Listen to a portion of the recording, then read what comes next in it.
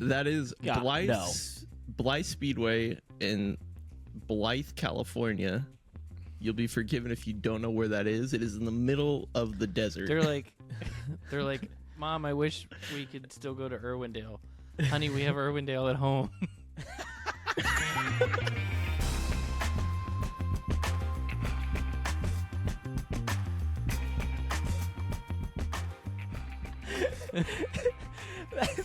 It's just like that last bit. It was just kind of like, well, we gotta go left. I don't know if we go left now. No, now we go left. Now we go left.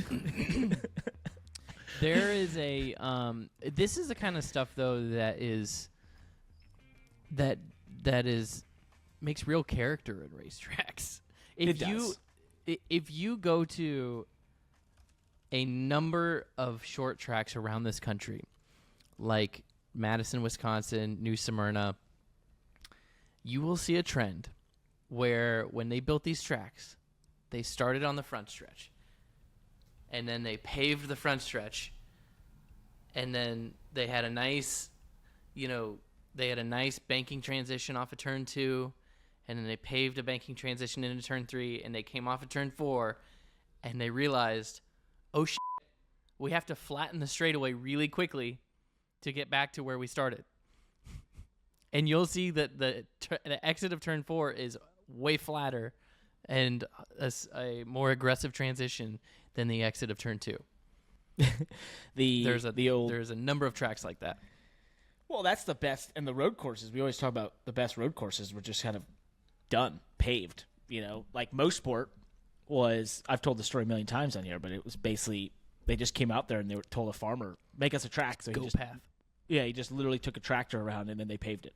And then they changed one corner, which became Moss Corner because Sterling Moss came there and said it's not difficult enough.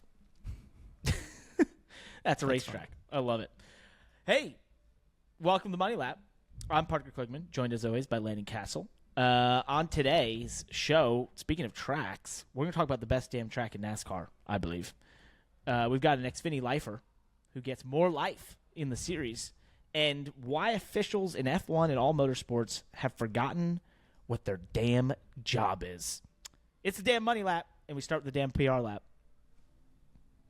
What do you think of that? Damn. Let's do it. By the way. You should keep talking. I need to pull up the show notes so I can follow along. With whatever we're doing today. I did not know we had a celebrity appearance, Parker. I don't know where Parker went, but I think Elton John has joined live from Parker's. I was in Miami this past weekend, if you didn't know. Racing. I've commandeered these glasses. Not that they insinuate anything about Miami in any respect, but they do make everything brighter. You do look brighter, Landon. We finished 11th this past weekend. Probably had a top 5. Well, I think we were a top 5 car, to be honest, but we threw away track position multiple times, had to come back to the field, and then the last green flag cycle, Landon, we tried to listen to you. We attempted it, but we had to give up eventually, which, for those who didn't listen last week, Landon has been imploring myself and my crew chief, Patrick Donahue, to take one of these risks where you try to save that last set of tires. Therefore, at Miami in that last stage, it went green forever to the point of green flag stops. A couple of us stayed out long trying to get a caution so that if we got that caution, we would restart with new tires. The cars that all had pitted, the fastest cars in the track, they're trying to win the race, would all be on way older tires. We'd drive around them, go on and hopefully win the race. We gave up about, 12 or 15 laps further. The 16 went 5 laps further than us. The 97 went all the way to the end of the race. He did the full Hail Mary, but he had nothing to lose. He was running 17th. I think he ended 17th. We probably, if we pit with the leaders, probably run 8th. We finished 11th, so it wasn't a big loss. But we tried. Do we get a passing grade this week? If you got a D- last week, I think you got a B this week. I actually spoke to Patrick on the phone. I don't know if you know that. You spoke to him longer than you speak to me. I don't. Well, that's funny because minutes. I spoke to you on the phone after I spoke to Patrick, and we didn't even talk about it. I figured we'd just talk about it on the pod. But I talked to Patrick for an hour. So I think you guys did a good job. I think you made an attempt. I think you didn't go all the way, though. I think the 97 going all the way was the winning strategy. If a caution comes out. Caution didn't come out. And my question that I my macro thinking question that I posed to Patrick is, how many more chances are you going to get at Homestead? And Vegas, for that matter. In your career with the 48 team even, right? And I was speaking to Patrick. I wasn't speaking to Parker, right? I was saying, you're going to crew chief this car for another 5 years, 6 years. You know, maybe he'll move up and run the team at that point, have another crew chief. You're going to get 10, 12 more shots at calling races at this track. How out of those next 12 races, how many times is the caution going to fall at least once in the last 20 laps of the race? Right? So how many 14th place finishes, 15th place finishes, whatever, can you stomach for one win? Right? Is it one out of the next 12? Is it 2 out of the next 12? Is it 3 out of the next 12? If you implore this strategy at Vegas, Homestead, right now Vegas and Homestead are the only two that I can think of that have this type of strategy. You could do Richmond. Richmond kind of has it. Yep. But Vegas and Homestead mostly, and Richmond, over the next 5 years, over the next 20 races, what is it worth, right? Now you also have points. There's a cost to it, right? Because you're giving up probably 6 or 7 points each time, maybe more. Yep. Each time you miss it, but the win is sweeter than all of it, right? Yep. Is one win out of 12 failures worth it? Put yourself in Patrick's shoes, right? He's got, let's just say he has 20 more chances at these tracks. And he committed to this strategy, to the strategy that the 97 did, right? Yep. Which was staying out on old tires, driving around like a goober for the last 20 laps, 4 seconds off the pace. Like a goober. I think But here's my point, and I said this on the podcast last week, and I said it to Patrick. There was a 20-lap window. Let's be conservative and say 15-lap window, but I think it's closer to 20. Because you guys pitted on what, 180? Yeah, 20. You could go to 186 188 to go. Something like that. Oh, you guys pitted on 175. Yeah, so you pitted on 175. So there was a 20 there, and you were one of the last to pit. Yep. So there was a 20-plus lap window where if the caution came out, the 97 wins the race. Oh, by period. a long margin. Yeah. By a long shot. 20 laps. Yep. 20 laps. That's a run with commercial break. I'm with you. That's 10 minutes. So before the race, we talked about it, and we were on board. And when it came about that we were going to the green flag stop, I knew exactly what they were thinking. And I'm sitting there going, just go as long as we can possibly stay out here. Like, in my head, I'm like, just go. And then I knew when they said pit that they had basically decided we'd gone so far that we could. Like, I assumed a little bit of, like, fuel, that sort of thing. Hey, this is as far as we could go. We didn't get the caution. Give up. So I was good with it. But I'm with you. I think it's a risk. If you're a top 15 speed car, you almost have to take the risk. And you're not running top 5 because you have to, because it's just like the 97 was the perfect position. He was basically the last car in the lead lap for most of the race. He's running 17th. They have nothing to lose, but if they get that caution with just 3 to go, they win that race. And they go from a 17th place day, guaranteed 17th place day either way, to an easy win. So I feel it 100%. We were in that position. I think we were faster than being something like that. Like, we were a top 5 car. I mean, I went from 20th twice to the top 10, but both times I had to do it, I just had to kill the tires to get there, and then I would run 9th to 11th for most of the run.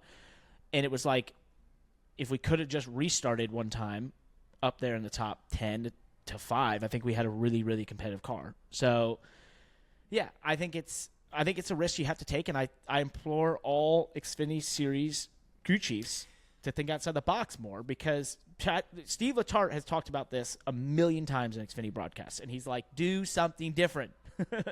So Steve's on my side on this. He's been on your side many times to do something different. To if you fall, what's Larry Mack saying? If you follow the leader, you're going to follow the leader. It's like, do something different. So they're handing it to you. What the way the Homestead race played out this weekend, to me, showed me that this strategy that I believe in at these tracks comes in all shapes and sizes, because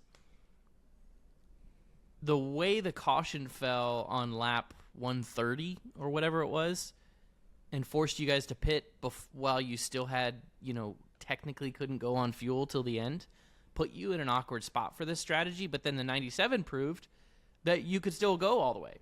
Yep. Right? Yep. And they showed that there is a chance. And I think all of the crew chiefs, like Patrick, if I was in Patrick's shoes, I would absolutely put it in my Homestead notebook, the lap that the 97 last took fuel on. Right? Mm-hmm. Because one thing that makes it really, really hard to calculate true fuel mileage at these tracks is tire fall off. That much tire fall off. Yeah. Right? Because as a crew chief, you're calculating fuel mileage throughout the race, but you're doing it only based on what you know, right? And if all of your fuel mileage has been calculated off of 34-second lap times, not 38-second lap times, or 30. What were you guys running on old tires? 37s, 36s? God, yeah, we fell all the way out there. It was 4 seconds of fall off, easy. Right. I think you guys were running 30. What do you run? 3350s on new tires? 33, low 33s, and then right. Yeah, you're back to 34, 35, 36. Yeah, I mean, you're in 37s. In 200 lap race with stages, right? Because you have stages at lap. What were your stages? 50, 45, 50, 90. 50. 45, What's that? 90. 45, 90. So you calculated fuel mileage from lap 1 to 45. Then you calculated fuel mileage from 46 to 90. You didn't stop there. But then you're trying to calculate fuel mileage for a run longer than that, where you're going to go even slower. Yep. That's a tough one. So, anyways, yeah, if I were Patrick and I, had this conversation with him, and it was really fun talking about it with him, I would absolutely put what lap the 97 pitted in my notebook. And then I would just challenge myself over the offseason here to think about it when you look into your next racing season and then your next 5 racing seasons and say, okay, I'm going to have this opportunity at these 2 racetracks, 4 or 5 times a year, right? How many times do I have to take this gamble for it to work once? Mm-hmm. And is that worth it? Depends on their season and where they're at. But yeah, I think for us, it was absolutely worth it. And I'm glad we did it. We threw away 4 positions. I'm glad we tried. The last we didn't go the full fruition. Well, I'd just like you to say Vegas one more time. Vegas? Say it again. Vegas? You say it so funny. The last point I want to make on it is, and the reason I look at it from this macro, like this big picture thought, is as a crew chief, if you are making that decision on whether or not to take that gamble from the pit box, then you're going to choose the conservative decision every single time. If you're making that decision on pit road, if you're making that decision from the hauler the morning of the race, it's too late. You're going to make the more conservative decision. And this is not a criticism of Patrick, because I had an hour conversation with him this week, so I don't want him to think that this is a cheap shot, and I already talked to him on the phone once, and now I'm ripping him on a pod. That is what leads you to pitting when you guys pitted, right, on lap 175 instead of, going all the way if it was possible, or even going all the way to lap 190. Because I think that it's possible that a crew chief could look at this as a body of work and say, I'm going to race at Homestead 15 more times. And I think that if I employ this strategy at Homestead over the course of all 15 of those races, I will get myself 2 wins. I don't know which ones they will be, right? Mm-hmm. But over the course of the next 15 Homestead races, if I do this strategy 15 times, I'll get 2 wins.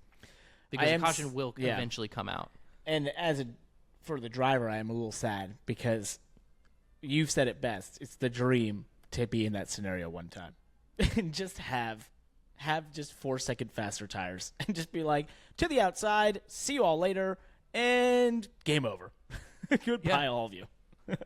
I mean, look at the Cup race. And I know it's a totally different scenario because they have way more sets of tires and all this stuff, but a Cup race was a race that was heading towards a long green flag run finish and did not finish under green. Or not, it finished under green, but it did not finish green flag on the cycle. same stint that it was heading. It finished with a We'll talk about that short one run later. lead. We'll dive into that later. Josh, did you have a quick question? I did. I wanted to ask you on this topic, why not just do this every single week that there's an opportunity to do it? You say it's 20 laps of a 200-lap race. That's 10%. You do that enough times. It's a series in which you just need to win once to make the playoffs. Why not do it? Well, it's a good point. It's a good It's question. a really good point. You need major tire fall off for it to pay off, right? And we don't go to a lot of places like that. Hold on. Don't just dismiss his question because No, I'm dismissing it. just look at your schedule this year, right? No. You're an idiot. It only happens at 5 fall off.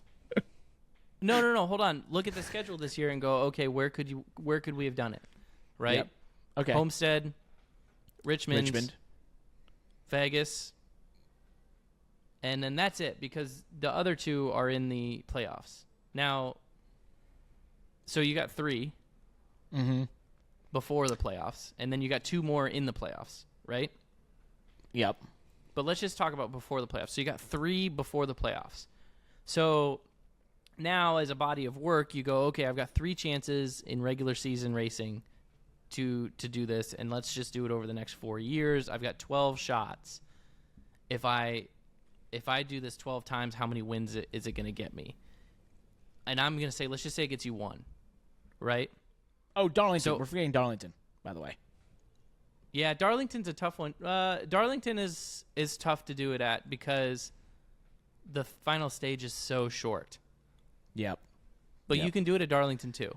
If you had a set at Darlington, you would look like a hero. But you're right; it is a short. You could do it. Really You short could do it at final Darlington stage. too, but it's just that the final Such a stage short is really, race. really short. Yeah, it's such a short race. But let's add Darlington to that, and so you get 2. You get 5.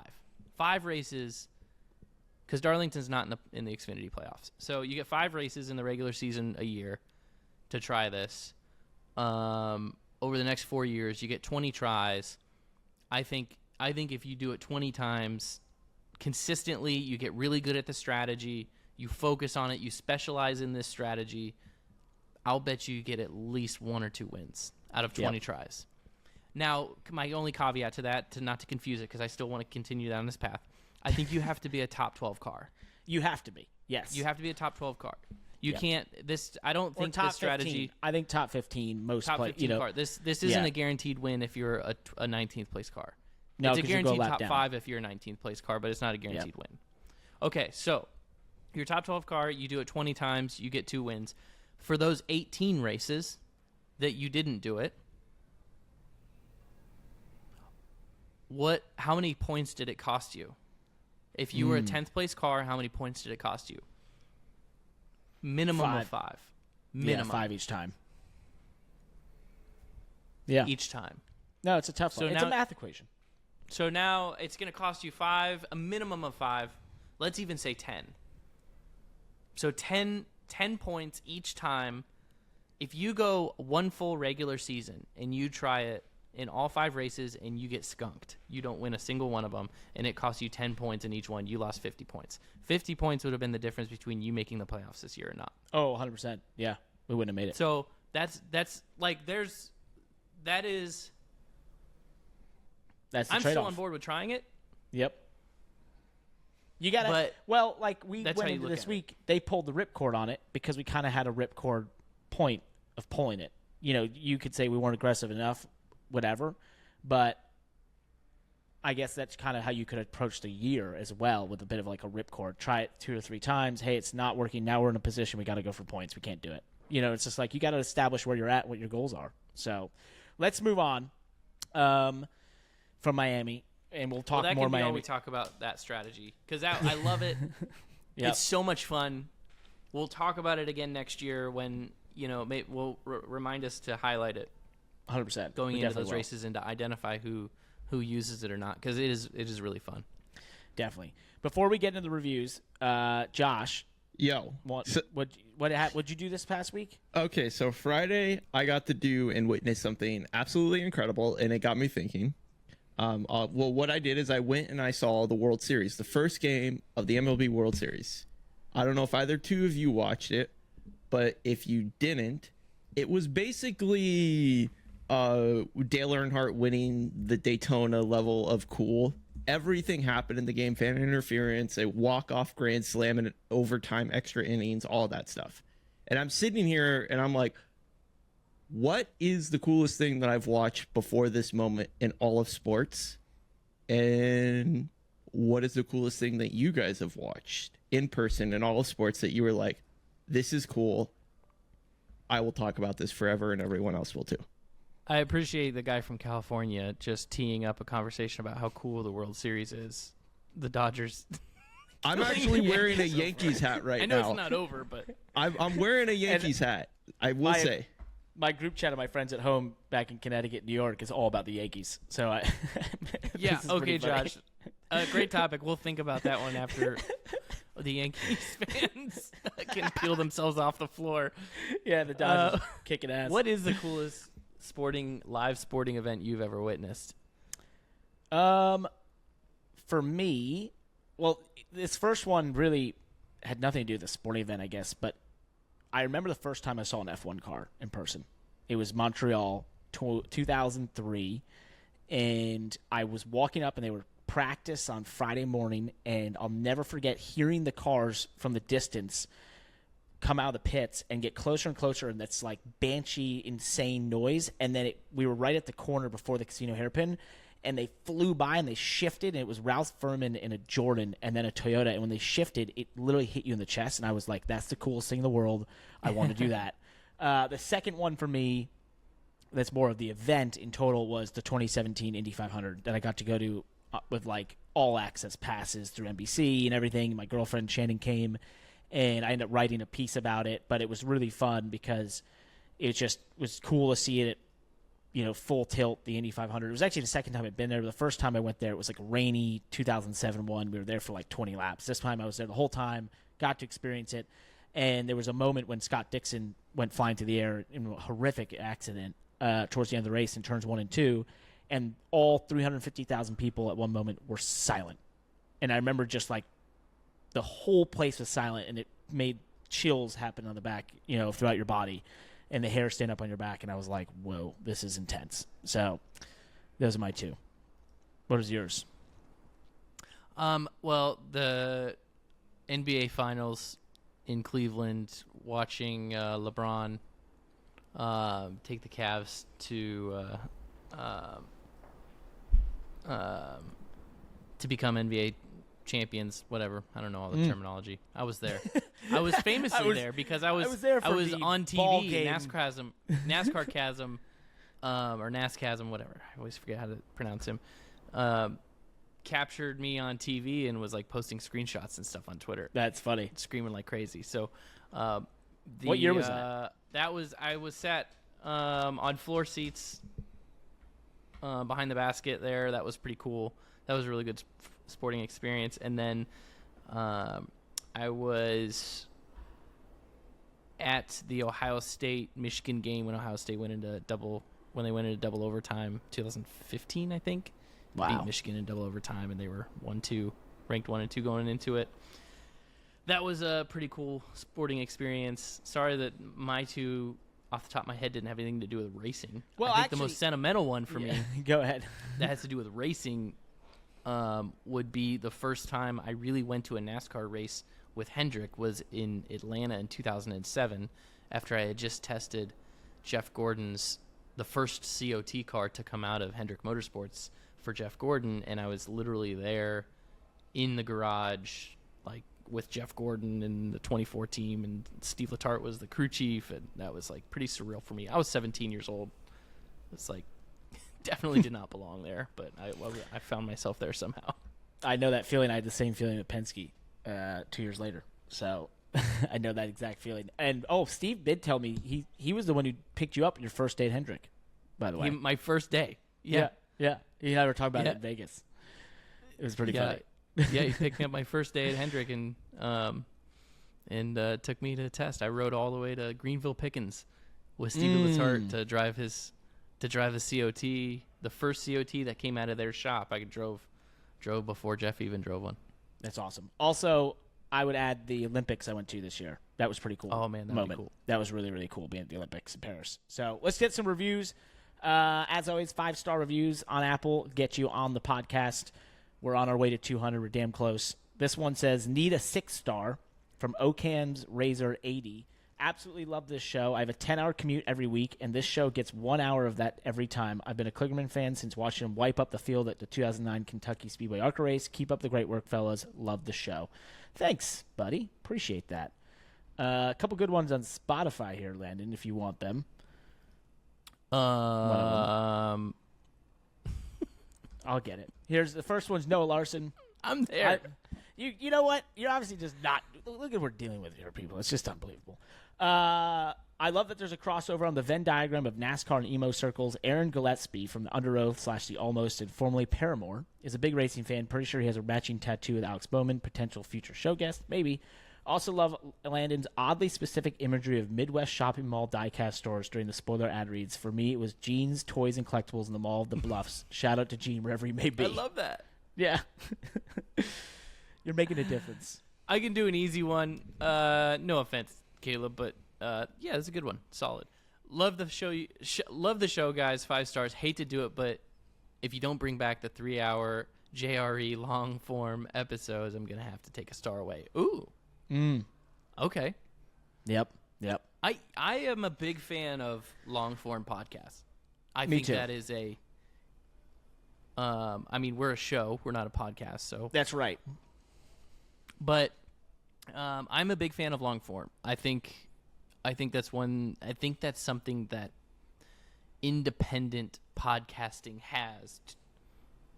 That's an advantage that it has over mainstream media, is that they can do that. I think that's why Joe Rogan's show is so huge, right? Yep. Because he I don't want to say he invented that, but yeah. Well, I think podcasting, to your point, there is no constraints. How long you want to go, it's up to you. And then you put it out there, and people get to watch it on YouTube and listen on all their different apps and whatever. And so it just works. And I agree. Like I love the thing I love is when you get into a podcast, and then like you're waiting for it each week. And obviously we're a show, so I don't know how many people have the same feeling, but you get to where you're like on a Wednesday, like, damn, I wish they'd come out now. And then I like they become almost like you feel like you know these people. And I'm sure there's people out there that feel like they know us. You don't know us, but I appreciate it. Garrett Holmes said, I love Money Lap Live, scratches the off-season itch. So we're getting some requests there. Also on YouTube, Mazda MX-5 Cup heard us talking about their race at Martinsville, which happened this past weekend. We would have sent Parker an invite if he wasn't racing at Homestead. They meant you as well. So we'll maybe be there next year. Sounds like it was a big success. I saw some of the highlights, which was cool. Looked like a lot of fun. 3-wide racing. Skinny tires, no horsepower, and downshifting. Roughing each other up. Roughing each other up. It worked. I think it worked. So let's keep building up. Maybe we'll be in it next year. We should be. We'll put it. But they got to take our idea of it being an endurance race. Well, Josh, do you have a voicemail? I do. Let's sneak it in here real quick. Okay. Hello, it's me again, first-time listener, long-time caller. I just had a technical question to see if you guys would know, because it seems like we have a lot of problems with the next-gen car with dirty air coming for the diffuser and the splitter underneath the car, and how it relies so much on having that splitter and the diffuser down so close to the ground. Why can't they implement a ride height rule that just requires them to be so much higher? Because I think that would help with the dirty air problems. I also think it would help with when these cars blow tires and just sit so they already sit so close to the ground. If there's a ride height rule, I figure that could help both things. But it seems so simple and easy that there has to be a reason why it hasn't been done yet. So I was wondering if you guys knew the reason, and if you knew, to explain why. Because, I mean, it's every single local division from late models, even Legends cars have a ride height rule. Is there a ride height rule on a next-gen car? And if so, why can't it just be raised up like an inch? And I think that would take care of a lot of things. So thank you guys, as always, again, for all you guys do, and look forward to hearing your answer. Landon, you want the floor? Yeah, I can take this. This is a really good question. And so let me see if I can unpack this one piece at a time, because my mind's going a million miles an hour over it. So first of all, the next gen does not have a ride height rule. However, they meaning NASCAR, they did make an attempt at having some sort of natural ride height boundary with this car by having the rub blocks that are the actual limitation to the height of the car. So, and you do not want to ride on the rub blocks, trust me, because it is a solid piece of steel or whatever. I don't know what's on the bottom of the rub blocks, but it is a hell of a lot worse to ride on than a tire. You wreck. So there's no ride height rule. They try to have a natural ride height limiter like the rub blocks so that there's still some ground clearance under the car. However, it doesn't really seem to have made a whole hell of a lot of difference, especially with the diffuser underneath the car and such a smooth underside of the car has really organized the air very well. So there's still a lot of air. There's a lot of air under the car that has a very efficient pathway. This is my non-aerodynamicist analysis. This is just 20 years of racing professionally that is culminating this opinion. I think that generally speaking, ride height rule, ride height rule isn't actually the solution, although it is the right direction. I think you'd have to get the car off the ground pretty high to truly gain the effects of what everybody thinks by saying, hey, let's get the cars off the ground and it improves, dirty air. I think you'd have to get the cars off the ground pretty high for that to truly be an effect. Because I think you'd have to have the air underneath the car just be really stale and not very useful, and not a lot of air coming out from underneath the car for that to work. I think what else is there to think about this here? Well, I think the only other thing I'd mention is that this car, there was discussions and there was often talk of like trying to have travel limiters within, people had gone down that path. I won't fully say what, how that works technically and what the limitations were, but I know that was a discussion back when we were coal binding and that sort of thing. It was like, well, what if we just stop the cars from traveling so much? So sorry, I know I lost my train of thought. So that's my analysis of the ride height rule and like heights in general, just static heights in general. In my opinion, in my non-engineering but professional opinion, because of my experience, I don't think it's the height itself of the car that causes this issue. I think it's the fixed platform of the car that causes the issue. So in my mind, it doesn't matter if the car is 6 inches off the ground or 0 inches off the ground, completely sealed off. I think it's the fact that the car has a fixed platform and doesn't have a lot of movement that creates this very aero-sensitive race car. I think that what I would love to see a racing series try, rather than a ride height rule, I think there should be a spring rate rule.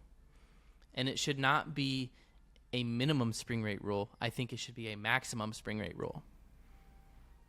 So imagine if the softest springs you could run in the front of a car were 600s, and the stiffest you could run were 800s or something. Like they had a very, they couldn't run a 2,500 pound spring, a really, really stiff spring that just created a rigid platform and allowed you to control the aero platform.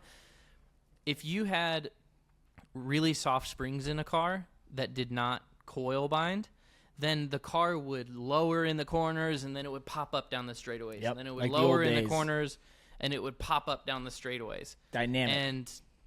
And you would have a very difficult time through engineering to control that platform because, it's just gonna be difficult to control if it has an inch or 2 inches of delta between being loaded and unloaded, or even more.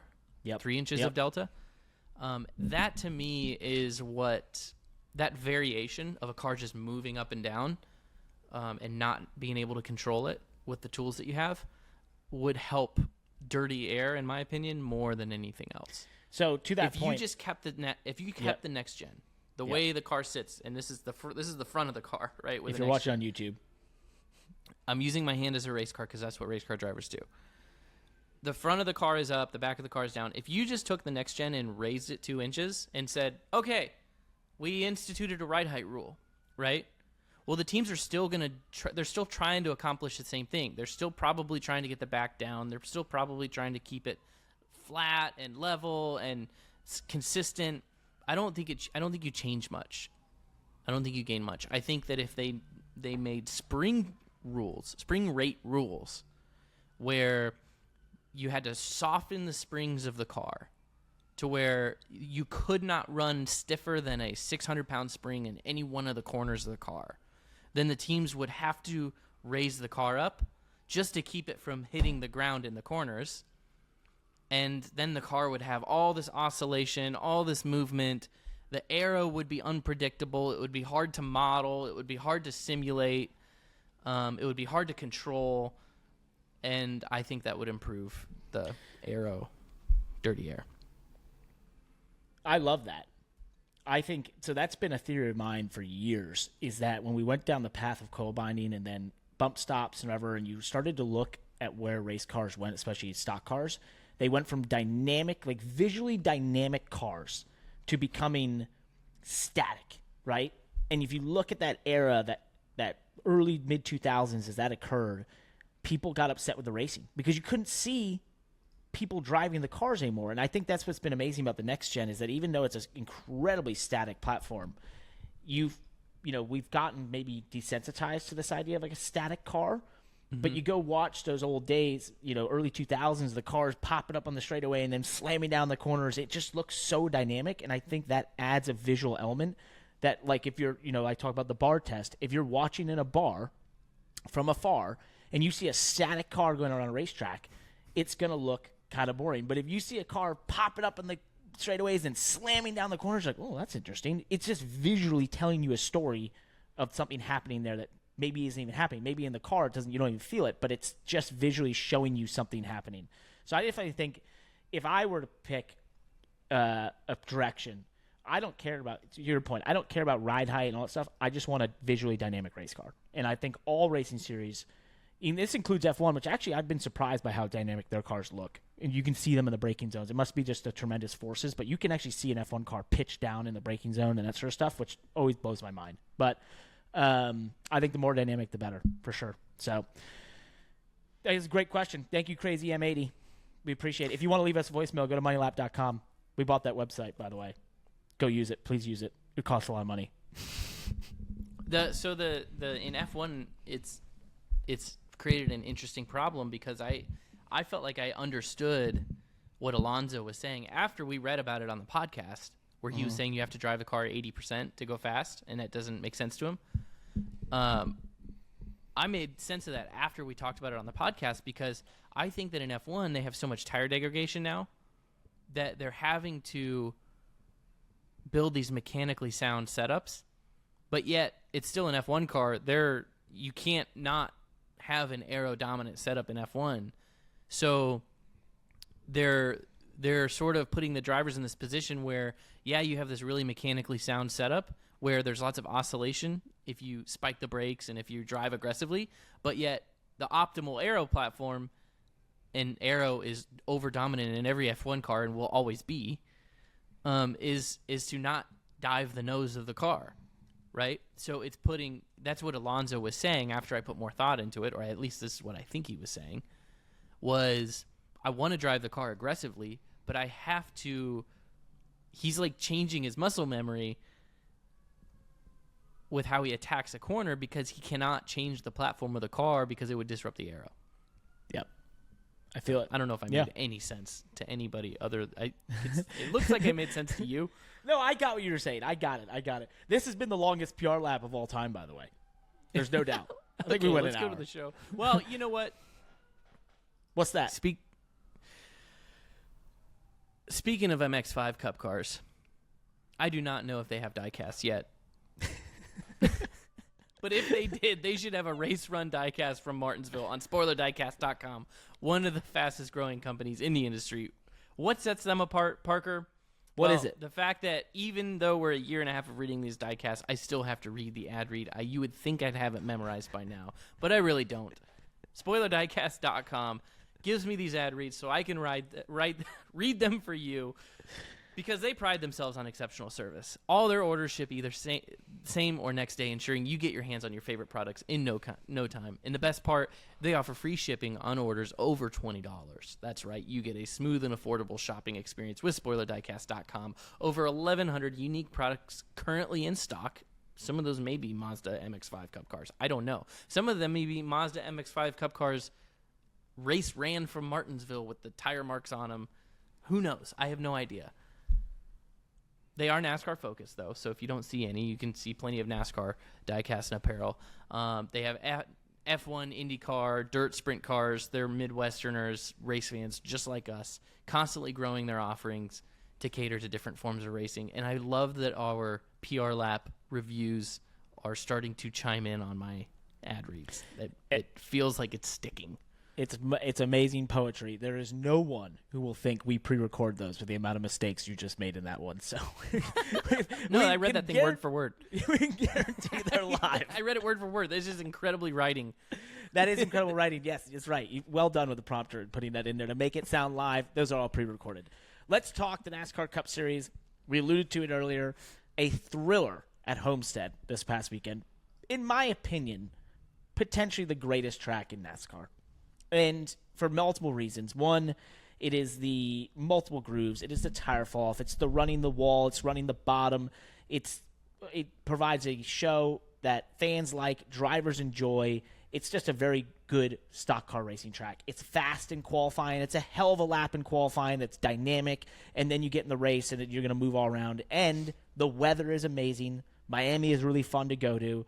Yes, it should be the championship finale. I'm not even going to get into all that, but it absolutely should be the championship finale because it's just the greatest track, and it's the best place to end, and I have so many great memories of all that. But let's talk about the finish of this past weekend's race and what we saw, Landon. One of the most amazing moves by Tyler Reddick I can remember in a long time in terms of YOLOing to the top around Ryan Blaney and making it stick. His entry speed into 3, and I saw some comments from Blaney today. This is Wednesday, October 30th, we're recording this. I saw some comments from him today in the media. He did a Zoom. Dustin Long sent me these from NBC Sports, and basically he talked about how, there's a lot going on there, and there was a lot that played into it. He didn't get the best 1 and 2, which allowed Tyler to have a bit of a run. He then made a decision in the moment to run the middle as opposed to the top because that's what the history of that corner had told him in the past. And he said, in retrospect, yeah, it's a mistake. And I thought about it a ton. And he didn't sleep a lot Sunday night because that's a very hard moment for a driver is to be put in that position of having basically the win and not making a move to stop your competitor and to be passed in the last corner is a really disheartening feeling. But he did allude to, he's like, I've got a lot going on there and I'm not always going to get it right. It's just the most visible time that you've seen it because it was the last lap and the last corner. Tyler Reddick, though, just one of the coolest moves I've seen in a long time. Can I get into the weeds on this restart? Go ahead. Something that I thought when I saw the end. So you just finished this race and you ran lots of races at those tracks, but especially Homestead. You know that awkward time on tires that's usually lap 5 to 15 on new tires, where the tires are still too new to rip the top, but even 5 laps on tires is too many laps to rip the bottom and make lap time on the bottom You've used the goodie out of the tires is one thing that people ought to say, right? At Homestead, you put sticker tires on, and you can run one lap on them, and they are superhero. Lap 2, they still got it. Lap 3, I can feel them falling off, right? And lap 4 is like when you feel your first slide, right? And then lap 5, you don't have the same thing you had on lap 1 and 2 and 3, but yet you still don't have the muscle memory with your car and that set of tires to go up and just put the car 2 inches off the fence and rip the fence, right? So you're in this awkward spot. Okay. So now that I have you nodding in agreement with that, that's what Denny and Ryan Blaney had for the last 2 laps of that, last lap and a half of that race. Reddick had just pitted under green. He had ran a lap and a half. Felt his tire, ran the top once through traffic, and then had a caution. Did he like hit this perfect sweet spot where he was on a set of tires, even though they were by all objective measures disadvantaged set of tires, right? Because they were used. They had 2 laps on them, and then caution laps, which count, by the way. He had a disadvantaged set of tires, but did he have this? Like, did he hit this sweet spot where his tires weren't too new to rip the top, right? Or is it just Tyler Reddick? Because he's good at that stuff. He knows how to run the top, and he committed to it from the restart. But when they threw the green flag for that restart, he dropped like an anchor. Yep. But then he was hanging on, and I noticed it when they came to the white flag or 2 to go. He was hanging out there, and I'm like, that's interesting. How the hell is he even hanging on like that? Right. And then Denny goes to the middle to cover the 12. The 12 gets beneath him because Denny said he got tight. The 12 gets side by side. He takes the lead, and then Reddick went to the bottom 1 and 2, was able to make it stick. And one thing I can tell you is the reason for whatever reason this past weekend, Homestead was different than the past. And part of that was there was a ton of grip of your left sides at the white line on the bottom. For whatever reason, hit it perfect. He hit it perfect, and he rotated the car in a way that allowed him to get the throttle. And that was one thing I think Ryan was talking about, that if the crazy thing to me in the Xfinity race was if you were 1 mile per hour too fast on entry speed to the bottom in 1 and 2, you'd feel your left front grab, then it would unhook, and you'd go up the track. That's what happened to Ryan Blaney. He didn't grab the bottom the correct way, which got Reddick to have the run. But the thing I think you're talking about with the tire, where it's like in that sweet spot, I think he also had the thought process of like, I shouldn't even be in this position. There's no reason for me to be here, so just send it and see if it sticks. And it did. I think Ryan was in a more protective situation, which, not to dive too much into his mindset, but he was in a mental mode of, there's no way this guy should be able to drive around me. He has older tires.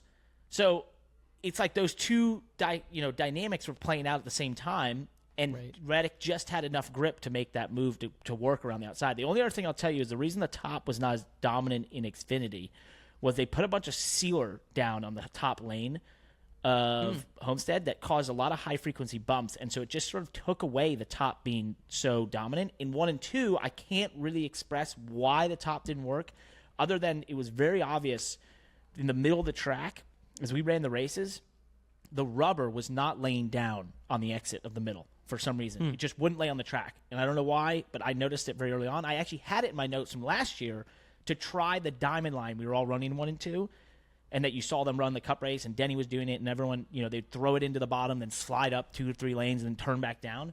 I had that in my notes from last year for some reason that I started using it at one point. So it's just something interesting as the track ages and changes. But yeah, I think there's 2 things at play. I think the tire stuff you're talking about makes sense, but I think there's a mental side to it too, of which Reddick wasn't supposed to be there, and Blaney felt like there's no chance this guy has the speed to drive around me.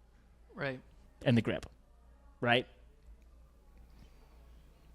I think, and I think that my only last thought that I had on this that I think I would commit to, I mean, my idea about Reddick and the tires in the sweet spot, I think is a little out there, but I think it's definitely possible. Sometimes that just having a lap on those tires is you've got said this word several times today. You've got that muscle memory on the set of tires and that comfort to just rip the top, which is what it took for him to get back up to position to win.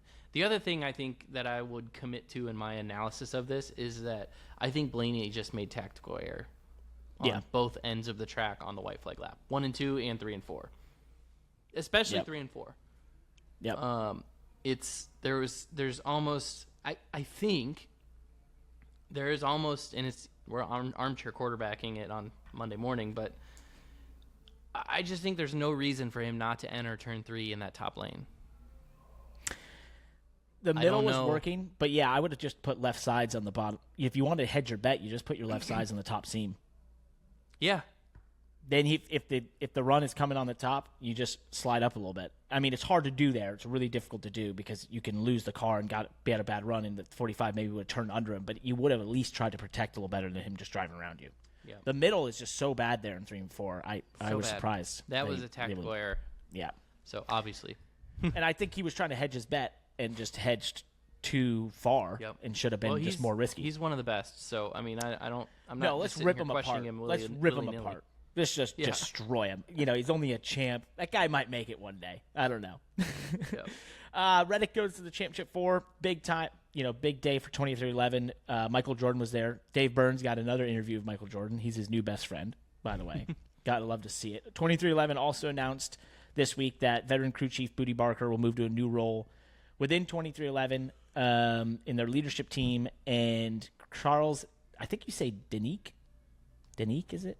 He's the crew chief of the number 19 for Bill McAnally and Christian Eckes, I can speak, in the Truck Series. They've had a ton of success. He's going to take over as crew chief for Bubba Wallace for next year. That's quite a move up. Yeah, it's a big one. Not just drivers are coming from the Truck Series, crew chiefs too. Think about Rudy Fugle, who ended up with William Byron at Hendrick. And is pretty damn good. Yep. So there's, I think people, I think some of that is Toyota. I think, but I think a little bit is Cup teams respect. If you're at the top of the trucks, right? If you're like a team or crew chief, whatever, that is just obviously at professional level, dominating, is far above your normal truck team, that sort of thing. There's a lot of respect for that. That if you are looking for young talent, maybe talent that that isn't discovered yet, it's a good place to look. And I think you can see that in Xfinity too, but it's a little tougher to see with some of the teams being far more related to Cup teams. So they're a little bit more independent, obviously, in the trucks. Hey, we had an interesting conversation this week, you and I. Yes, we did. That stemmed from some stuff I had heard in the garage this week and such, and that is driver weight is a topic in the NASCAR Cup Series. That is going to become a topic, I believe, far more talked about in the next 2 years or so. And that is the idea that with this car being so similar and so equal, and you're looking for such small bits of improvement, one of the areas, this happens in F1 already, where they're super serious about the weight of the driver, how their body build is, because they want the CG as low as possible. This is a topic that's going to start occurring in NASCAR. And if you think about it, they all have the math. In F1, they'll tell you for every pound, it's worth X amount at each track in terms of lap time. All the NASCAR teams are doing that now as well. They'll tell you how much CG is worth, which, if you think about it, if you're a driver who weighs 160 pounds versus a driver that weighs 220 pounds or 200 pounds, that 40 pounds, if it's sitting up in your shoulders, that's very high CG compared to where that other team gets to put the ballast very low. Real quick, explain to the listeners how driver weight works in NASCAR. Right. So just because you're a 160-pound driver doesn't mean you have a 40-pound weight break over a 200-pound driver. No. So they make us all weigh in. So we all go weigh in, and you get put in basically 10-pound brackets. So 160 to 170. That means the team then has to put that weight in the car to 200, right? Basically, that's the number I think it is. So they have to make up that pounds by putting more ballast in the race car. And that's what NASCAR then weighs the car against, right? So if you weigh 160, they got to put 40 pounds of ballast in there, essentially. At the end of the day, Yep. Driver and car, all of them weigh the same in theory. Yes. They all weigh the same. So if you have a 200-pound driver, then you have in a 3,000-pound car, so you have a 3,200-pound car. Yep. Right? If you have a 100-pound driver, then you have a 3,100-pound car, so that you still have a 3,200-pound race car. That's how the rules work. So the idea is, if you have a 100-pound or 150-pound driver instead of a 200-pound driver, you can take 50 pounds of ballast and put it low in the frame rails of the race car, so that it actually lowers the center of gravity of the car. The 200-pound driver, he can't add ballast in the car, so he has to carry the ballast on his body because he is a 200-pound driver, and that ballast is sitting up. It's sitting in a chair, right? Sitting in the seats, buckled in, and it's moving around. And we have reached a point of parity in this sport that we've never really reached before, where that difference in CG is noticeable in the simulation and potentially on the racetrack. And it equates to a couple hundredths a second a lap. Yep. And at a place like Bristol, Parker, man, and Josh, you better get your calculator out and help me with this. I'm ready to go. How much distance on a half-mile track, averaging 130 miles an hour, or however fast they average at Bristol, 110 miles an hour, how much distance in a half-mile track is 3/100ths of a second? Oh, boy. I can tell you what it is over 100 laps. What is it over 100 laps? It's 1.8 seconds.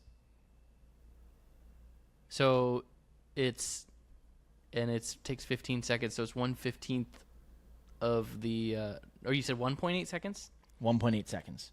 So it's an eighth of a lap. Yep. Interesting. Several car lengths.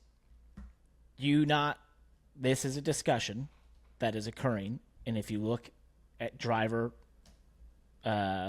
size and weights, you will see that there are some that you would say that probably plays to their hand a little bit. And that's why I think this is becoming a topic. And to your point, it's because the parity is so close. We've never had parity this close. There's going to be places that people continue to look for performance. I think this is one that's going to become a topic. And I think Josh asked in our chat, do they weigh after the races? No. So we weigh a couple times during the year normally. Obviously, the start of the year, middle of the year. NASCAR often is when we started the playoffs last year, they weighed us all right at the start and surprised us all, so we couldn't plan for it, because you will do things as drivers to try and be heavier.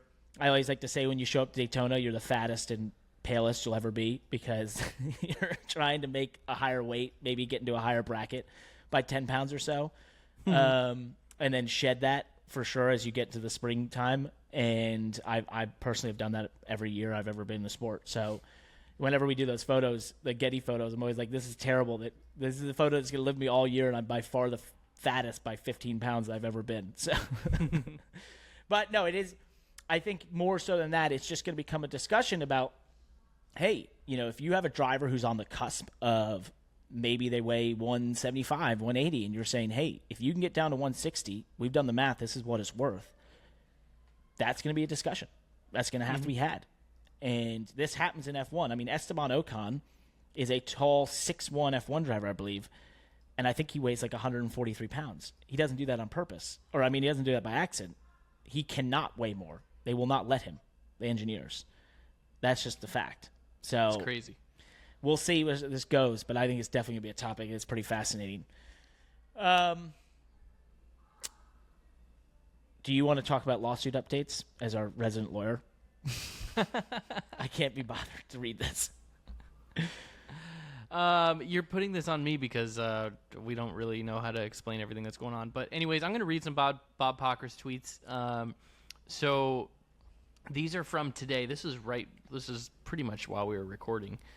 So 2311 and FRM filed reply to NASCAR's response to their injunction motion. They're saying the open team agreement also requires them to waive the right to pursue this type of lawsuit, so they need the injunction to race next year at all, whether as an open team or a charter team. And they're arguing that the injunction would not harm NASCAR; it would just keep the status quo of the 36 charter teams. On the other note, Bob is saying there's no ruling filed on the motion to expedite discovery, and that the hearing on the preliminary injunction is Monday, which is sooner than I expected. But if the judge were to rule for these teams, that would be a quick turnaround for those documents, and for the teams to analyze them. So that's okay. That's interesting. So that he's talking about. Are we saying that there could be a ruling to expedite discovery that would allow for discovery to happen before this hearing on Monday? You're the lawyer. I'm not the lawyer. I'm not the lawyer. You're the legal expert. All we know is there'll be more things with lots of terms and legalese that we don't understand coming on Monday. So look forward to that. So yeah, I mean that's well, we've been saying this whole time though that this injunction that is scheduled for Monday is going to be initially the most interesting thing to watch, because as the teams stated themselves, if there's no injunction, they also do not have the ability to race as an open team next year. I mean, this could, if a judge does not grant them this injunction, then the teams may have a decision to make, and that could be getting on their hands and knees and begging and pleading NASCAR to let them sign the charter agreement that they had previously been offered. Yep. Well, let's see where it goes. I have another big topic. Do you know what I've done? So I've had this discussion that got me thinking about this a couple months ago with some other Cup drivers, and we asked the question, how many true pro race car drivers are in the world, right? So then I did some Googling. I did find some numbers out there. I did my own math. And according to Autosport, and this was the number actually that myself and these other Cup drivers had come to, and obviously what you define to be pro is a bit of a murky discussion, so just take this all with a grain of salt. But I thought it brought out a fun stat. Our thought process is that of true professional race car drivers who are making a living driving race cars in the world, there's probably about 200. That's it, right? And that's crazy, but if you really think about it and you look at series and you look at who's there making a living, that sort of thing, it really kind of comes to this math. So I had ChatGPT do a little math for me because I asked it the question. I said, all right, if there's only 200 pro race car drivers, there's 8 billion people in the world. What is your chance right now of becoming a professional race car driver? It's 1 in 40 million, which is the hardest and highest of any pro sport. Just to give some comparison, golf, there's about 400 of them that are pro, 350 to 400 if you count their series and such. That would be a 1 in 20 million chance. An NFL player with 696 active roster players, 332 million that are in the U.S. Now, this gets a little murky because it's versus U.S. versus world, but I don't know how many international NFL players there are, but probably not a lot. It's 1 in 195,000. An NBA player for just the U.S. would be 1 in 730,000. An MLB player for just out of the U.S., your chance is 1 in 420,000. Kind of wild. Yeah. So It's not a lot of seats, man. Not a lot of seats, and we can say on this podcast, you're listening to two people who had a 1 in 40 million chance of doing the thing that they did, and we did it. We're the lucky ones. Come to us. We are the lucky ones. We're the lucky ones. We're experts in luck. This leads into the next thing, the Xfinity Series. Chandler Smith gets out after Homestead, had a tough finish because he had a pit road issue, drove it off the jack in the final stop, and didn't net a top 10. Was asked about his chances at Martinsville, and he said he didn't really have anything to lose because he doesn't have a ride for next year, and he could be working for his dad's construction company. Thoughts on this? There's a lot of thoughts. There's a lot of thoughts. You go first. Well, I think this is the dark side of the sport, and it's very murky and it's not well understood, and that is obviously the funding side. And I see even on Reddit, which I consider to be probably the most educated part of our fan base in terms of just they know so much, they are so invested in the sport, that sort of thing. And even I see comments like, wait, he's not being paid millions of dollars to be here? Wait, how is this possible? So on and so forth. They don't really understand the nature of how the business works and how this sport is funded. And I think that is always going to be tough because it's just not public and it's not, a lot of times it's put behind smoke and mirrors and that sort of thing. At the end of the day, Chandler has had funding to race in the races in the teams that he has, and it sounds like his funding was not of that level anymore at Joe Gibbs, and does not have enough to be in the level of ride he wants to be in, or does not have any funding, right? And therefore, your options are going to become incredibly small, excruciatingly small without funding, no matter how successful you've been.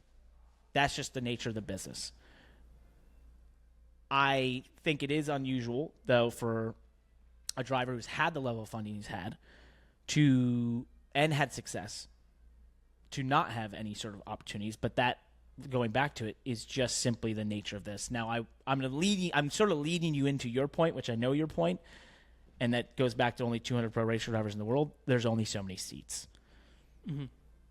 So go into your point. So my point, and I kind of tweeted about this. Oops, sorry, I bumped my mic. How dare I you. tweeted about Jesus. this, and then we texted about it and talked a little bit about it. I wonder if part of the problem here is there's not enough demand for drivers. And what I mean by that is that one thing that is unique to motorsports, especially NASCAR, is that NASCAR Cup Series drivers have a very long potential life cycle. You can easily have a 20-year career in NASCAR. Right? Look at all the drivers that do and have. Right now in seats, Denny Hamlin, Joey Logano, Kevin Harvick just retired. Dale Jr. just retired a couple years ago, right? Jimmy Johnson. I think he retired almost 8 years ago. 8 years ago? Gosh, 7 I'm years old. ago. I'm old. I know I'm what you're old. saying. Brad Keselowski. Brad Keselowski yeah. still in it, Yep. right? I mean, The Kyle Ryan Larson's got to Newman, be. Greg Biffle. Kyle Larson's over a decade already. And is not stopping anytime soon. Yep. Kyle Busch, right, has made it clear he wants to race with his kid. Maybe not in the Cup Series, but NASCAR drivers, Cup Series drivers, have a very, very long life cycle. Over 20 years, and there's only 36 seats. Right? Yep. And we just rattled off, I think you could easily rattle off 10 names, 15. I don't even have a list in front of me. I should pull up the entry list. Stenhouse, Jones. I mean, look at these guys that have been at that level for 15 plus years and are not stopping anytime soon. Stenhouse, not stopping anytime soon. Jones, not stopping anytime soon. Right? And I bring those guys up specifically, not to put them on the spot, but I bring them up specifically because they're in, let's just call it replaceable seats. They're not dominating anything right now, but they're also really good drivers, and they're doing a really good job. But they're not winning, right? And so they're driving for teams that need... Except for Stenhouse just won Talladega, but yeah, no, I get what you're saying. Well, Stenhouse wins. They're not they're in a team that is in a could at any given moment could be a 25th place, have a 25th place season, or they could maybe they have some sponsorship and some potential performance. They could rip off a couple wins in a season, and it could be as a result of the driver or could be a result of other resources. Who knows, right? That's what those teams are trying to figure out on a weekly basis. Is where do we find more speed? And the team, but one thing that the team is never really forced to do is replace the driver. Where you take other sports, football, and sports that have more. I don't know. I don't know what the reason is that those athletes have shorter life cycles, but they have shorter life cycles, right? In football, it's physical, obviously, physical reasons. Those players can't make it 3, 4, 5 years, depending on the position you play, without a career-ending injury. And so those positions are, and now granted there's a lot more positions available on a football roster in 32 teams as opposed to one driver available in 36 Cup Series teams. But that almost plays into what I'm saying. It's like they have a shorter life cycle of players and more spots available, right? Where NASCAR has more than 10 times fewer available seats for a driver to be in, and a 5 times longer life cycle of a career. And so the demand for new drivers is just so much lower. You got to bring either, to break in, and I think Josh just pointed out it's more like NFL QBs, right? There's only 32 of them. You've got to bring in immense momentum and fervor about your talent, right? A la Kyle Larson. You either have to bring an immense amount of funding to change the nature and outcome with talent for a team, maybe it's a lesser team, right? Or a combination of both.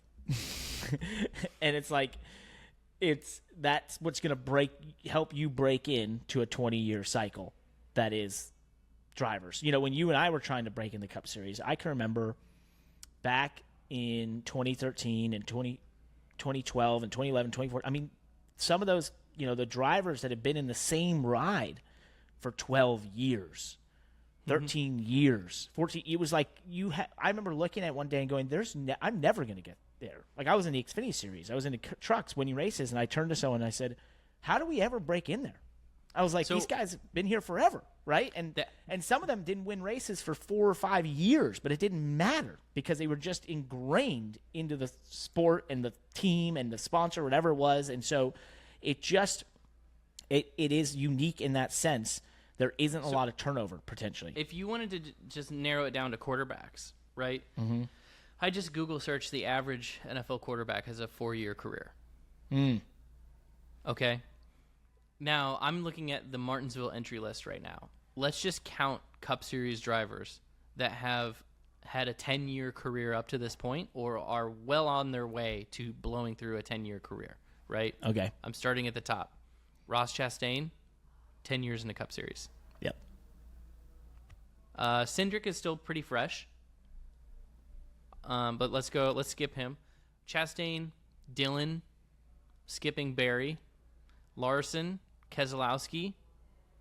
Haley's on his way, but we'll skip him. Kyle Busch, Chase Elliott, Denny Hamlin, Blaney. Where's Briscoe at? He's first year in Cup would have been 20. He's new. Okay. We'll skip him. We'll skip Growler. We'll skip Gisbergen, Busher, Truex, Bell, Logano, Wallace, Byron, Hemrick. He's been around, though. Yep. He's been in. Let's skip Hemrick. McDowell is 15. Right? Number 15 on my list. We'll skip Gilliland. I mean, we can even skip Preece. We can skip Nemechek. Eric Jones, Tyler Reddick, Stenhouse, Bowman, LaJoy. Well, that's 20. Of 36 seats. Yeah. And you didn't take a lot of liberties. It's either they've been there for 10 years or they're definitely going to be there for 10 years. Yeah, and then Ty Gibbs, not going anywhere anytime soon. We'll skip Zane Smith and Carson Hocevar because they're fresh, and then Daniel Suarez, right? 22. And Daniel Suarez, I'd put in the 10-year. He'll get the 10. Yeah. Well, no, I include it. So 22 including. So roughly 22, but call it 20 out of 36. There's 16 seats, right? And by the way, those 20 drivers are occupying the most valuable seats. Yep. Right? So you have 16 seats to turn over. Potentially, right? And maybe I could just save us the time on this podcast, but then let's look at we could look at those 16 drivers and go, okay, out of those 16 drivers, which one of those guys are at risk of turning over or are probably going to settle in. Right? I think you could make and so 8 to 10 of those are going to settle. There's just no demand for drivers because drivers get to the Cup Series and they never leave, right? Yep. I mean, look at myself, right? I occupied a Cup seat I drove in 43 car fields and I drove in 40 car fields, but I occupied a Cup seat from 2010, from midway through 2010. Completely through until the full season of 2019, and then I occupied a half seat, a seat part time in 2022. Yep. Right. I skipped a little bit of time, but it's like you were a decade basically. Yeah, I occupied a seat for a decade. And so it's a great point. There's no turnover there. There's not enough demand for drivers, and to me that is like we do spend a lot of time talking about the business model, right? And in teams are trying to figure. Obviously, there's a lawsuit right now over it. Basically, the teams are trying to figure out ways to afford to operate, and and a lot of times that falls on the drivers. It's like, well, this is why drivers have to bring sponsorship and all this stuff. But it's like, what if part of the problem isn't even like the amount of money and, sponsorship and all this stuff? What if part of the problem as to why you have to bring sponsorship is because it is really freaking hard to get someone out of their seat? I think it's a great point. Nobody talks about. You wouldn't have heard it anywhere else. And I think it was a great exercise to bring up. So for Chandler, back to the root of this, yes, there's money issues. In the lower series, that is just going to be the case. The economics don't make sense, right? For Xfinity teams, the funding required to win versus the funding that comes from the sport is even more drastically different than what you have in the Cup Series. And so it's just going to be, it's even harder to stay there. Speaking of which, Josh, what do you have? Josh. So what's up? I'm just thinking how other sports tackle that cycle problem of how do you prevent somebody from staying there forever versus getting new talent, what have you. In other series, you have the rookie contract system that limits how much a brand new person to the sport can get paid. And then only after 2-3 years committing with a certain team can they go to free agency and get what they feel their value is.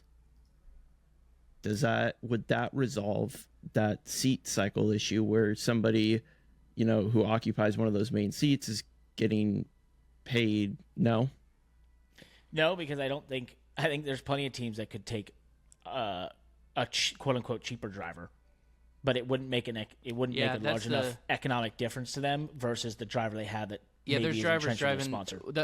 The point. I'm sorry, I was talking over you there. I guess. Yeah, go ahead. The point. The problem here, Josh, is that drivers are driving for negative money. They're paying to drive. Chandler Smith is paying to drive, right? Fair. And that's not. I don't mean that to say poorly on Chandler Smith, but like, even though he may be getting a salary from these teams that he's driving and a paycheck from these teams that he's driving for, but it's purely like comedic because he's the one bringing the sponsorship, right? He can command any salary he wants to drive for these teams because the teams go, yeah, just pay yourself whatever you want as long as you give us $3.5 million to operate the car, right? Yep.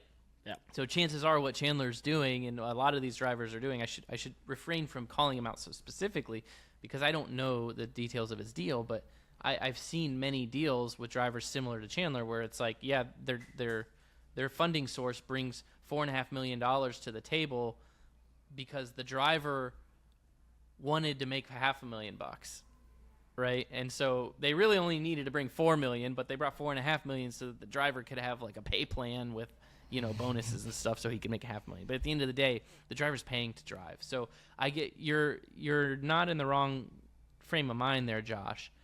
And I don't have specific ideas on how you would limit this other than the closest thing to it that I have is a tour card type assignment, right? Where you literally have an active licensing where you do not, if you don't meet a certain performance criteria, you lose your license or you're at risk of losing your license or something. I don't know.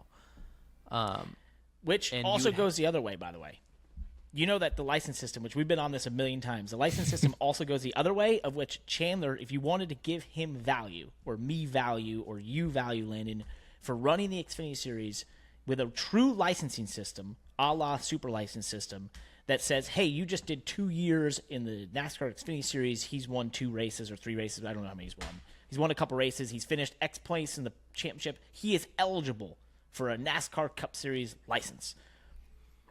If there was only 40 people that were eligible, 50 people each year that were eligible, let's put, down that rate, so the people that do top well in trucks and well in Xfinity gives the Xfinity Series and the Truck Series more value. It gives those drivers value, and he might be in a different situation if only he was available as one of the Cup teams said, we need a driver. There's only these ones that have licenses. He's one of them. That might give him value. You know what I'm saying? Mm-hmm. It can work both ways. And then it could also be on the other side, what you're saying, which is if you don't perform over X amount of time, you could lose your license and be forced to go back to Xfinity or trucks. Right. Basically. Right. Maybe it's not, maybe the solution, or if you were trying to tackle it this way, if the mandate was to increase driver value, then the solution may not be where we started this conversation, which was, oh, we need to turn over drivers quicker. We need to shorten their life cycles, right? Let's have them unbuckle their seatbelts so that they get injured more often, right? Like that's not maybe it's not that, right? Like shortening the life cycle of a driver or the career of a driver. You know that I say that jokingly, right? Yes, it's I know, not I like know. the only feasible way of doing it would be to say, okay, if you race for 5 years and haven't won, then you lose your license or something like that. Or you finish outside the top 30 in points, right? Or you 3 finish years outside, in a row, which just like a charter. Makes it tough because then how do you decide who to let into the sport, right? Because the people you're letting into the Cup Series are unproven, right? Mm-hmm. So I think that it is possible that what you just said, Parker, is a very smart idea where you really, really, really tighten up the licensing requirements to even get into the Cup Series and say the only way to get a Cup Series license is if you have finished top 5 in 10 Xfinity races. Yep. Right? Like you have to be a well-established Xfinity Series driver to even get a license to Totally be different considered sport to race at that point. So Totally different. What you're Right. saying is similar to the drafty car license system. Yeah, there you go. Just like that. There you go. Yes. Let's I think it's an interesting conversation. I would love to see the comments on YouTube and everyone else's thoughts on that license let's system. continue this one next week. I think we should definitely talk about license system and come up with it. Come through all the pitfalls. Definitely point out the pitfalls to us. We'll take that because we like these discussions. But I do think this sport would look entirely different with a true licensing system. Just some more news. We mentioned an Xfinity Series lifer that's getting more life. Justin Allgaier signed through 2026, 2 more years with Brandt and Junior Motorsports. How many will that put him at? 15 years in the Xfinity Series, Josh? Do we know? Let me go find out. But yeah, Check that out. It's pretty high really up there. curious. It's got to be one of the longest running ever. Good for him. I always say, if you want to win the Xfinity Series championship, you got to go through Justin Allgaier. Like, it's just this year, I think he's in the championship 4 points wise as we head to Martinsville. But even though he hasn't won the championship, if you want to get there, it's gonna be a path through Justin Allgaier every single time. It's just he's the gatekeeper of the series. Let's talk F1. 15 years, by the way. 15 years. That's wild. Wow. Good for him. Speaking of longevity, Landon. I'm listening. 15 years in Xfinity. That's crazy. Let's talk F1. Did you get to see the Mexico GP? I didn't. Okay. This is going to be tough for you to understand. But how dare you on our racing podcast not check it out? My goodness. This guy, sometimes.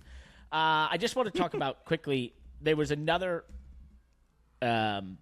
moment between Max and Landon Norris, racing-wise, where Max and him, once again, Max sort of shoved him off in one set of corners, so he went and then basically did it again to a higher speed corner. And one of the things was that he got penalized for both of them, when one of them was probably just a racing incident, the other far more egregious. And it is a bit aggressive, but if you think about the guys who have won F1 World Championships year after year, if you think Schumacher, if you think Senna, they all get called out for the same thing during their period of time of being overly aggressive, overly, stern, not giving a shit, that sort of thing. And sure enough, we're seeing that out of Max because at the end of the day, he's racing one other car that's all that matters to win this championship. And with his lead, he basically just needs to ensure no major thing happens in terms of that car beating him by a massive amount. So he doesn't have much to lose, and all he has to do is defend it. He did that. He was given 2 10-second penalties. And I think, though, the thing I take from this, and I'm going to go on a soapbox for a second, and before I go down that, Carlos Sainz did win the race, and it was a pretty good battle between Norris and Leclerc late in the race, and Norris got second. So he was able to cut into Max's lead a little bit, but he needs some serious help to win this championship. The trend that's worrying to me, and I see this across all motorsports right now, and you don't even need to know the incident, Landon, to have a comment on this, is that what I'm seeing as we go down this path of track limits and all this other officiating stuff is that these officials across F1 and all motorsports are forgetting that their job is to be invisible. They should have such clear rules, or even less rules, that allow a race to be run and no one knows they exist. And I don't know why, for the first time in 2 decades I've been a part of this sport, I'm constantly talking about officials. It's whether it's in NASCAR and it's decision-making, it's, the way races are called, that sort of thing. In F1, it's these driver conduct rules and track limits and so on and so forth. And for some reason, these officials, maybe it's social media, maybe it's the rise of Netflix shows that they want to be a part of or they want to be famous. I don't know what it is, but I can't 20 years ago, you couldn't name a damn person who was an official in any of these series for a lot of them. And now they are talked about every single week. They're on every platform talking about their decision-making. Forgetting the job is to be invisible. It's clout culture. You're not the show. It's like, and I sit there and I'm watching from 90% of the F1 broadcast this weekend, they're just talking about what the official is going to think about a certain move. And I'm like, what? This is insane. This isn't content. I just don't get why this is where it's headed. And it takes away the show from being about the competitors and the people that are actually putting on the show. And it is an interjection in a time and a place that just there shouldn't be. If you do it correctly, no one knows your name. And that is really what worries me about all the officiating we see in motorsports right now. I don't want to know their names, and I don't want to know they exist. Simple as that. It's funny that that's actually kind of unique to motorsports in a way, because in stick and ball sports, basketball, football, baseball, not that the umpire is part of the show, right, and that the referee is part of the show, but they kind of are, right, because somebody has to make those calls. Was it inbounds or was it out of bounds, right? The fields are designed in a way that there's boundaries, but in motorsports is like meant to be a much more naturally occurring sport, right? It's 2 cars racing on a track. May the fastest win. May the fastest win, right? And it's like there's really motorsports is almost born. The true identity of motorsports is actually fairly lawless in its nature, right? I mean, NASCAR certainly is because it was, famously originated from moonshiners outrunning the cops. Well, right? You could say Grand Prix racing comes from the idea of point A to point B, may the fastest car and driver win. That was the genesis of Grand Prix racing. Right. So the culture of motorsports is actually just to let it occur naturally, and so I couldn't agree more with what you said there, and I love the way you say it, and I think this is worth repeating, is that it is our belief that officials in motorsports' job is to be invisible, right? It's to have to make as few judgment calls as possible while still providing some structure to the sanctioning body, right? There still has to be structure. There still has to be rules. There still has to be, fair play, and, they're trying to help the teams not outspend each other too much, and, there still has to be some organization, some to the chaos. But at the end of the day, when the green flag drops, if the race can happen without official intervention, then it's a successful race. Exactly. I agree 100%. So. And it's just a worrying trend that's occurring. And maybe here. at this point, because we've gotten to the point where we have fans writing to us telling us how sick of they're of hearing about it. Although it wasn't targeted at us specifically, it was just sick of hearing about it in the sport. Maybe the least that we can do right now is beat the drum that is the ideology that we believe in as motorsports, as race fans. That's what we believe in. Love it. Yep. So if you're out there, let us know in the comments if you agree, and also let the officials know you don't want to know their name and they should be invisible. As Josh put in our chat, the official was born when the guy who lost said the guy who did something was unfair. Okay. The guy who won did something unfair. Yeah, okay, fine. Just one more update. Red Bull Racing has fallen to third in the Constructors' Championship in F1, which has put pressure on our buddy Sergio Perez, who we thought was the perfect number 2 teammate when they were dominant. Now all the pressure is falling on him when they're not dominant anymore. He's definitely struggling. He had a tough Mexico GP, and there's a lot of rumors around him being replaced. So much so, Christian Horner refused to confirm that he would be in the car past Brazil this coming weekend. So we'll see. There's a lot of rumors on Liam Lawson going in there. Potentially Yuki Tsunoda being overlooked for Liam Lawson, which is some shade on Yuki, but nonetheless, it could be the end for Sergio Perez, who was the perfect teammate when he could finish 5th and Max was winning every week. But now that they need the points, pressure's on. So that's where the solid number 2 doesn't work out anymore. Hey, one last bit of sad news. For maybe the 3rd or 5th time, I think Josh was going to find out how many. Irwindale is closing down. For sure?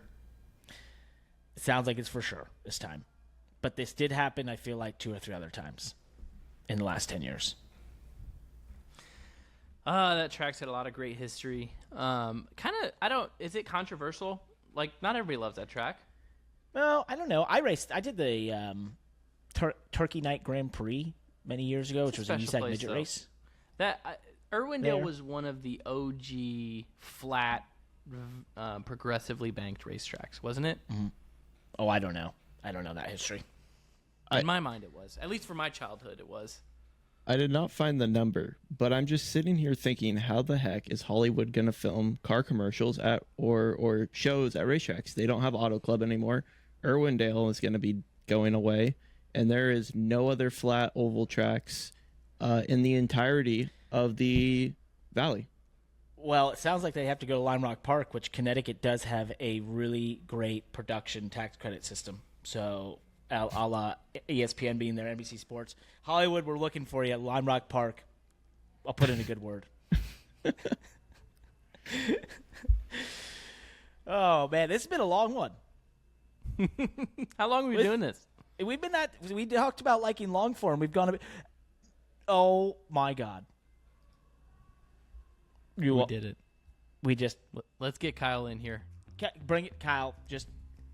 Oh no, he just put him on. Put him on, Josh. No, Is he still here? He disconnected 5 minutes ago. Are you serious? Yeah. No, oh my God. He wrote. He said he was going to stay this time. He said he had to get in sim because he has 2 more races to get that win to keep the streak alive. Oh my God. This is ridiculous. Honestly, it's unacceptable. We're sorry. Kyle Busch was supposed to be here. He's in the green room this whole time. We just got so sucked in all these conversations. I did see that he got left out of the Netflix show for the 2nd time this year. This is also a show he's been left out of. So, unacceptable by us, though. We will make it up next week. We swear. Kyle Busch on the Money Lap. That's it for us. Peace. Thanks for listening or watching. If you want to be heard on this show, go to moneylap.com to leave us a voicemail. Be funny, be irreverent, or be insightful, but don't be dumb. If you're watching on YouTube, please like, comment, and subscribe. That helps us grow. And if you're listening, please leave us a 5-star review to be featured on this show. Follow us on X, Instagram, Facebook, and TikTok. We'll see you there.